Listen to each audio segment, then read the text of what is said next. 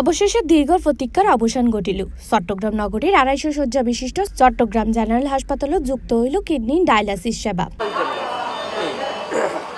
হৈরাকি Andarkilla general হাসপাতালত dialysis সেবা নপায়ের kidney রোগীসকল দুর্ভোগের উপর গত ২০২৫ সাল সিপ্লাস টিভিত উক্ত প্রতিবেদন প্রচার করা হইয়ে জেনারেল হসপিটাল 18 আইসিইউ আছে এডে যাই দেখি রোগীদের কিন্তু অনেক সময় তারা হতে যদি কিডনি রোগীও তুলে আর পক্ষে রিসিভ করা সম্ভব হয়। এখন আসলে তো আইসিইউ বহুত রোগী হঠাৎ করে কলাপস করে কিডনি চলে যেতে পারে। ইয়ান দেখে ইয়ান আসলে খুব ভীতকর একটা ব্যাপার। আসলে যেহেতু আইসিইউ আছে সেহেতু ডায়ালিসিস অবশ্যই প্রয়োজন। অবশেষে ৩রা মে রবিবার হাসপাতালত আনুষ্ঠানিকভাবে উদ্বোধন হইল এই সেবা।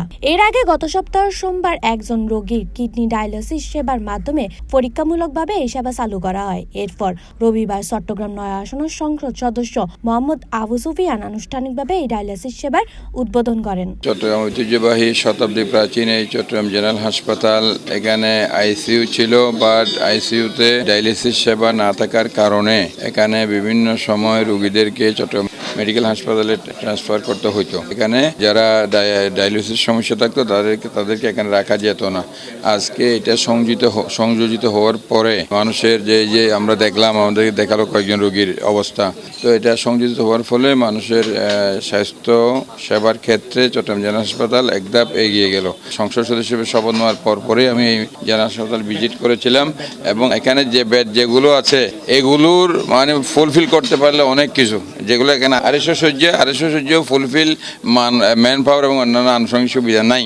আমরা এখন এগুলা ফুলফিল করার পরেই আমরা বেড বাড়ানো এবং নতুন ভবন এগুলো আমাদের পরিকল্পনায় আছে। আমরা সব কিছু নিয়েছি ইতিমধ্যে। এটা আমাদের চট্টগ্রামের কৃতি সন্ধান অর্থমন্ত্রীর মধ্যে সাথে কথা হয়েছে, স্বাস্থ্যমন্ত্রীর মধ্যে সাথে কথা হয়েছে। ইনশাল্লাহ এখানে মানুষের স্বাস্থ্য সেবার ক্ষেত্রে যেগুলোর প্রয়োজন খুব তড়িৎ গতিতে এগুলো ইনশাল্লাহ আসবে বলে আমরা বিশ্বাস করি। সমাজসেবক ও ব্যবসায়ী আনামুল হক ইকবালের সহযোগিতায় এই ডায়ালিসিস মেশিনিবা স্থাপন করা হই। বর্তমান হাসপাতালের আইসিইউ ইউনিটত মেশিনিবা স্থাপন করা হই, যার মাধ্যমে আপাতত হাসপাতালত ভর্তি রোগীসকলের এই সেবা পাইব।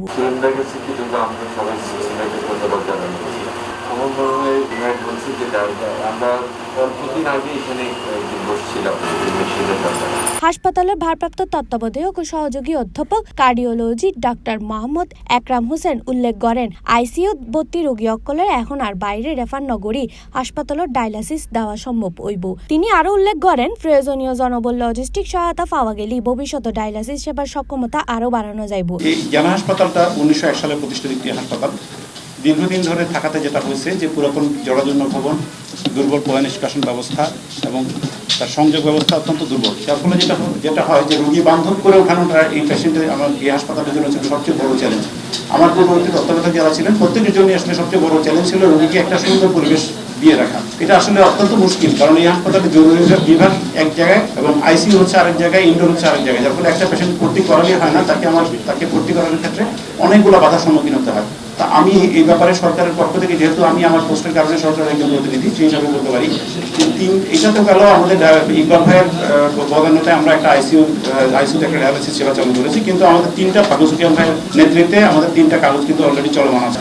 আমরা ২০ বেডের একটি ডায়ালিসিস ইউনিট, একটি ২০ বেডের সিসিইউ এবং একটা পূর্ণাঙ্গ নতুন হাসপাতাল ভবন, এই ৩টা বিল্ডিং কিন্তু অলরেডি আমাদের মন্ত্রণালয়ে পেমেন্ট দেওয়া আছে এবং আমাদের সম্মানিত এমপি মহোদয় আসলে প্রচন্ড আন্তরিকভাবে চেষ্টা করে যাচ্ছেন। যে আমরা আশা করতেছি যে খুব দ্রুতই আমরা চেষ্টা করবো যে এই বিষয়গুলোকে যেন আমরা আলোর মধ্যে দেখাতে পারি। সেজন্য আমরা সবার দোয়া চাই, সবার সহযোগিতা চাই, সবার সমর্থন চাই।